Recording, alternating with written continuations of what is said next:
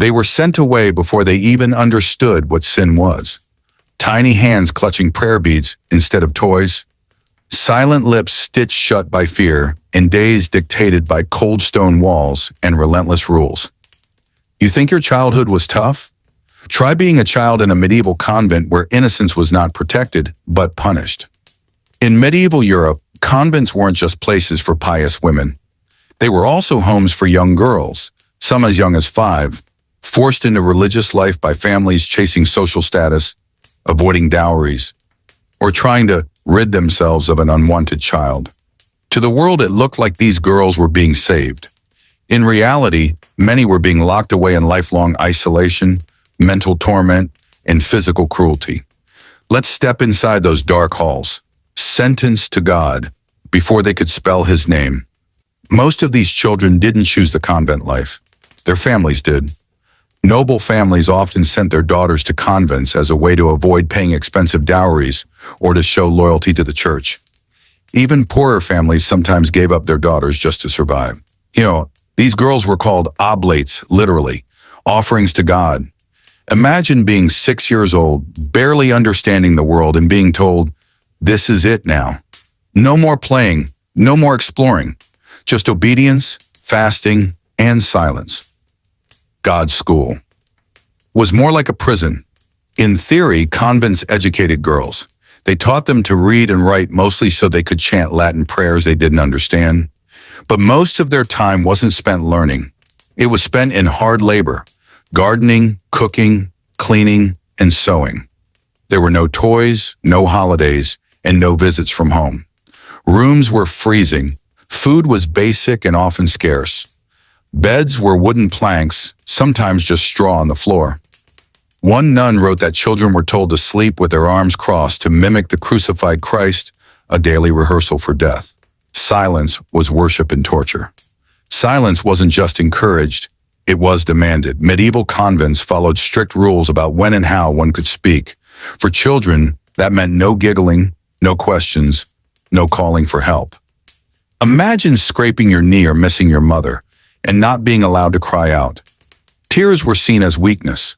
Speech was sinful. Emotions repressed. The fear of punishment kept mouths shut even when the pain screamed louder than prayers. Discipline disguised as devotion. Modern boarding schools look like summer camps compared to medieval convents. Discipline was brutal and frequent. Misbehaving could mean being locked in dark cells for days, being whipped with birch rods, or forced to fast for long stretches. Punishment wasn't just about correcting bad behavior. It was spiritual. Girls were told that pain brought them closer to God, that suffering was sacred, that obedience, no matter how cruel, was holy. Some convents even had their own punishment books, tracking every infraction and penance, like a twisted spiritual report card. Starvation was a virtue. Food in convents was basic. Bread, and vegetables and thin soups when it was available. But what made it worse was how often children were denied food altogether. Fasting was seen as a form of holiness. Some girls were told to eat only once a day. Others fasted for days as punishment. There are records of girls fainting from hunger in church services and being praised for their spiritual strength. And if a child complained, that was considered gluttony, one of the deadly sins. Self-harm was encouraged in the name of piety. Yes, you read that right. Children were encouraged to hurt themselves to prove their faith. They were told stories of saints who walked barefoot on ice, whipped themselves until they bled, or wore hair shirts that scratched their skin raw. These weren't just stories, they were models to follow. Some young girls copied these acts, believing they would get closer to God. And the nuns, they applauded them. One 12-year-old girl reportedly wrapped her arms in stinging nettles and was praised as a future saint. Visions and demons, religious trauma masquerading as miracles. Many children reported seeing visions or hearing voices, not surprising, in an environment of extreme isolation, hunger, and fear. But instead of recognizing this as trauma, the church often labeled it as divine. Some girls were hailed as prophets, others were accused of being possessed. Exorcisms were sometimes performed on children who were just experiencing breakdowns. The line between holy and horrifying was razor thin, and kids walked it daily. Death was always lurking. Life expectancy was low in general during the Middle Ages, but convent children were even more vulnerable. Malnutrition, disease, and untreated injuries were common.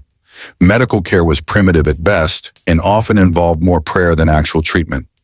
When children died, which they often did, it was explained as God's will. Families were rarely informed. Burials were quiet. Grief wasn't permitted. Life simply continued colder, quieter, crueler. Escape wasn't an option. Running away was nearly impossible. Convents were often locked tight, with thick walls and guarded gates.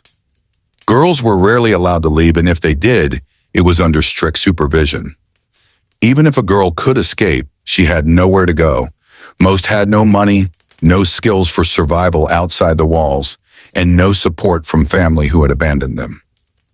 And worse, leaving the convent was considered heresy, punishable by excommunication, or even death. 10. Childhood was treated as a sin to be burned away. Perhaps the most tragic part? These girls weren't treated like children at all.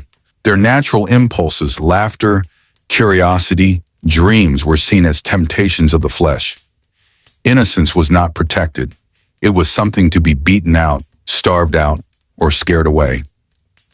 They were told that their purpose was to suffer, to submit, and to prepare for death. In the name of salvation, their childhoods were destroyed.